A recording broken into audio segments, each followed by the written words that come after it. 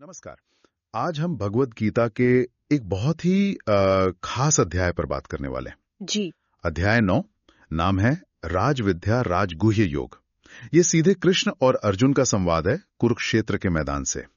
राजविद्या राजगुह्य योग, नाम ही कितना गहरा है। मतलब विद्याओं का राजा और सबसे गुप्त रहस्य। हाँ, और मजे की बात यह है कि कृष्ण इसे सबसे गुप्त भी कहते हैं और फिर ये भी कहते हैं कि ये जानने और अपनाने में बहुत आसान है और मोक्ष तक ले जाता है। बिल्कुल, ये थोड़ा सा विरोधाभासी लगता है ना। हाँ, सबसे गुप्त भी और सबसे सरल भी। हाँ, यही तो आज इसी को थोड़ा समझने की कोशिश करते हैं। जी, शायद यही इसकी खूबी है। परम सत्य शायद ऐसा ही होता है, बहुत गहरा रहस्यमय, पर अगर सही नजरिए से देखो तो अनुभव में बहुत सहज।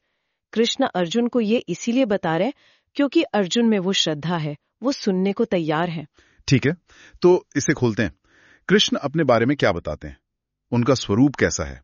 वो कैसे समझाते हैं कि वो क्या हैं? कृष्ण अर्जुन को कहते हैं कि ये जो पूरा ब्रह्मांड हमें दिख रहा है, ये सब उन्हीं के अव्यक्त स्वरूप से व्याप्त है। अच्छा।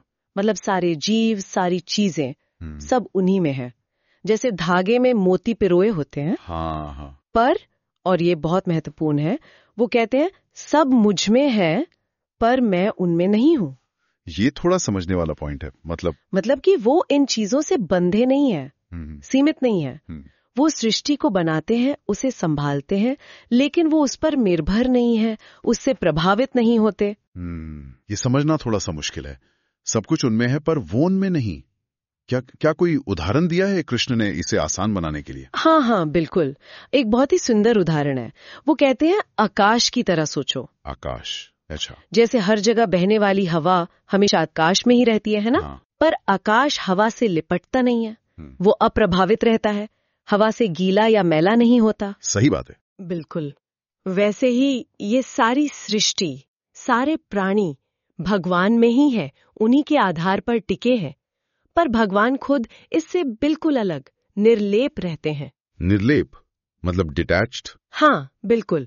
वो इसके सुख दुख, बनने बिगड़ने से प्रभावित नहीं होते। ये एक परम स्वतंत्रता की स्थिति है। वाह, आकाश और हवा का उदाहरण ये इसे काफी साफ करता है। तो ये सृष्टि चलती कैसे है? ये प्राणी बनते कैसे हैं, मिटते कैसे हैं? इस चक्र के बारे में कृष्ण क्या बताते हैं? कृष्ण अर्जुन को समझाते हैं कि ये सृष्टि का चक्र है, ये लगातार चलता रहता है। वो कहते हैं कि कल्प के अंत में, मतलब जब एक बहुत लंबा समय बीतता है, तो सारे जीव उनकी प्रकृति में विलीन हो जाते हैं, जैसे रात में सब अंधेरे में समा जाता है। ठीक है। और फिर जब नए कल्प का समय आता है, तो वो अपनी प्रकृति के द्वारा ही उन जीवों को फिर से रच देते हैं, उनके अपने अपने कर्म और स्वभाव के अनुसार। तो मतलब भगवान ही ये सब कर रहे हैं, बनाना, मिटाना, फिर बनाना। क्या वो इन कामों से बंधते नहीं है? नहीं, यही तो उनकी वो निर्लेप वाली बात फिर से आती है। अच्छा। कृष्ण कहते हैं कि ये सब कर्म करते हुए भी वो इनसे बंधते नहीं। क्यों? क्योंकि वो इन कर्मों में आसक्त नहीं है, उन्हें फल की इच्छा नहीं है। वो तो बस एक साक्षी की तरह है, उदासीन।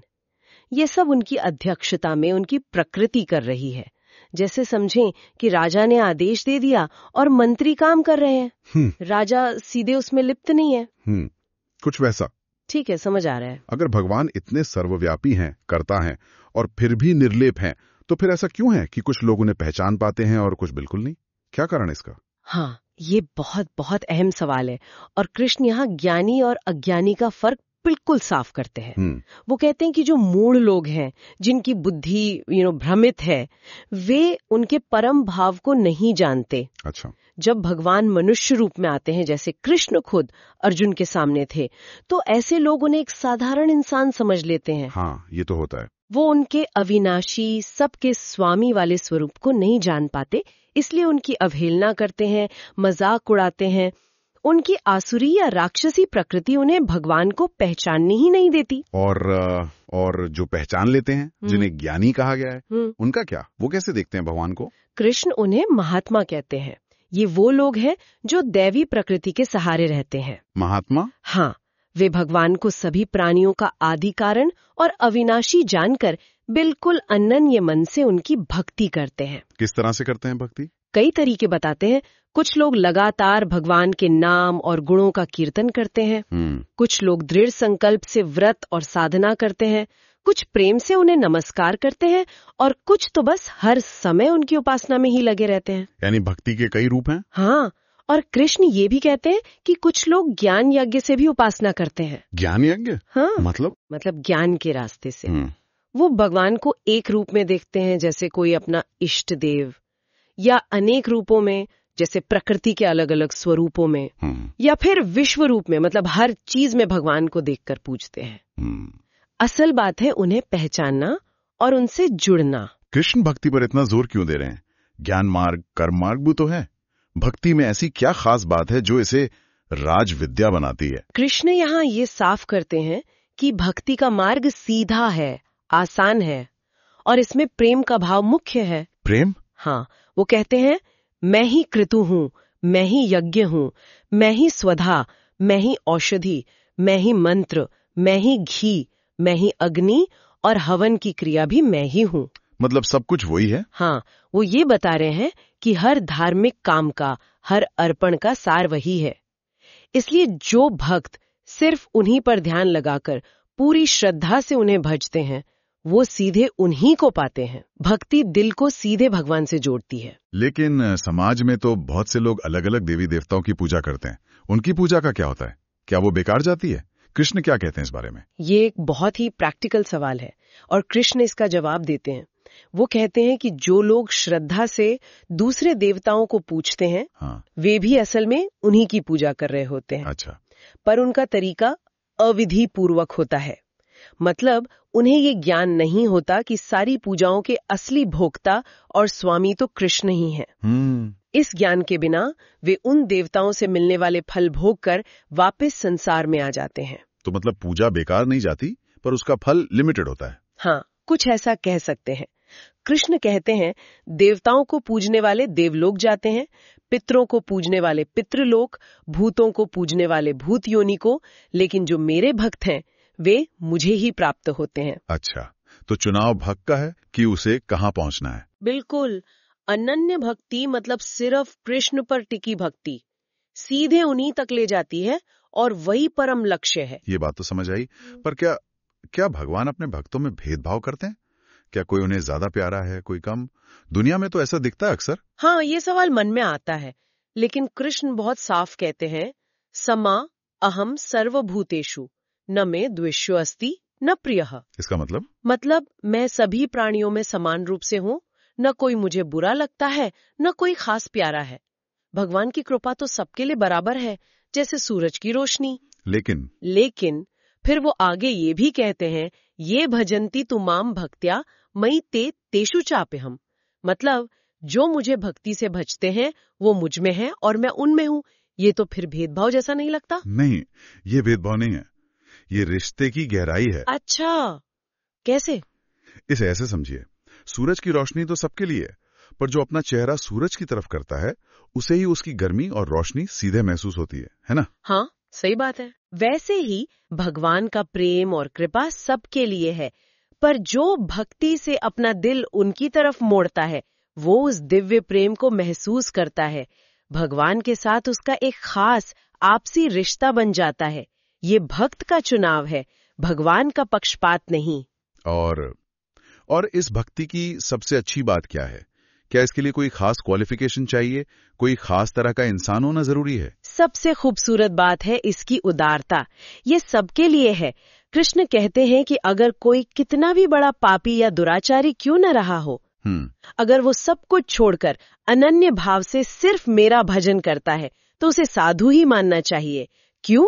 क्योंकि उसने सही रास्ता चुन लिया है। वो जल्द ही धर्मात्मा बन जाता है और परम शांति पाता है। कृष्ण यहाँ तक कहते हैं कि स्त्रियां हों, वैश्य हों, शूद्र हों या कोई भी हो, जो उनकी शरण लेता है वो परम गति को पाता है। ये तो वाकई बहुत बड़ी राहत की बात है।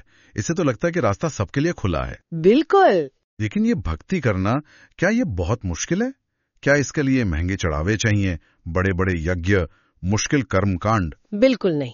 और यहीं पर ये राजविद्या सचमुच सुलभ यानी आसान साबित होती है। अच्छा। कृष्ण अर्जुन को भरोसा दिलाते हुए कहते हैं, पत्रम पुष्पम फलम तोयम यो मे भक्त्या प्रयच्छति तदहम भक्त्युपहृतम मश्नामि प्रियतात्मनः। इसका क्या मतलब हुआ? मतलब जो कोई भक्त मुझे प्रेम से सिर्फ एक पत्ता, हाँ, या एक फूल, एक फल या थोड़ा सा जल भी अर्पण करता है, मैं उस शुद्ध मन वाले भक्त का वो प्रेम से दिया हुआ उपहार स्वीकार करता हूँ। अरे वाह, यानी भगवान को चीज की कीमत से मतलब नहीं, उन्हें सिर्फ भक्त का प्रेम और भाव चाहिए। बिल्कुल सही कहा आपने। महत्व वस्तु का नहीं, भाव का है।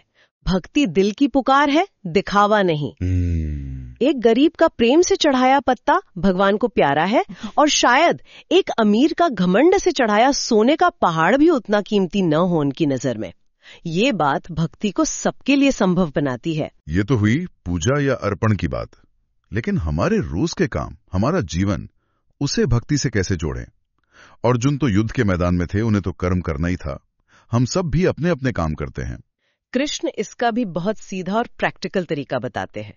वो अर्जुन से कहते हैं, यत करोषि यदश्नासि यज्जुहोषि ददासि यत तपस्यसि कौन्तेय तत्कुरुष्व मदर्पणम। ये श्लोक तो सुना है, इसका मतलब क्या है? हे अर्जुन, तुम जो भी कर्म करते हो, जो भी खाते हो, जो भी हवन करते हो, जो भी दान देते हो और जो भी तपस्या करते हो, वो सब मुझे अर्पण करते हुए करो। अपने सारे काम भगवान को समर्पित कर देना, इसका असली मतलब क्या है और ऐसा करने से होता क्या है? इसका मतलब है काम करते समय कर्तापन का भाव छोड़ देना, मैं कर रहा हूँ ये भाव, और फल की इच्छा छोड़ देना, मुझे इसका ये फल मिले। हर काम को भगवान की सेवा समझकर उनकी खुशी के लिए करना। जब हम इस भावना से काम करते हैं तो हम उन कामों के अच्छे बुरे फलों के बंधन से आजाद हो जाते हैं। अच्छा, तो कर्म हमें बांधते नहीं फिर? नहीं, बल्कि वो मुक्ति का साधन बन जाते हैं। तो ये एक तरह से कर्म करते हुए भी संन्यास लेने जैसा है। हाँ, इसे कर्म योग और भक्ति योग का संगम कह सकते हैं। आदमी कर्म तो कर रहा है, पर उसका मन भगवान में लगा है, और कर्म का फल भगवान को समर्पित है।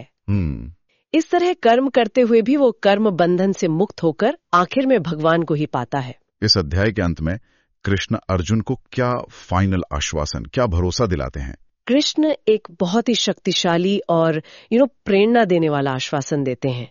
वो कहते हैं, मन मना भव मद भक्तो मध्याजी मां नमस्कुरु मां में वैश्यसी युक्त्वैव मात्मानम मत परायणाः। इसका क्या अर्थ है? हे अर्जुन, तुम मुझ में मन वाले बनो, मेरे भक्त बनो, मेरा पूजन करने वाले बनो, मुझे प्रणाम करो।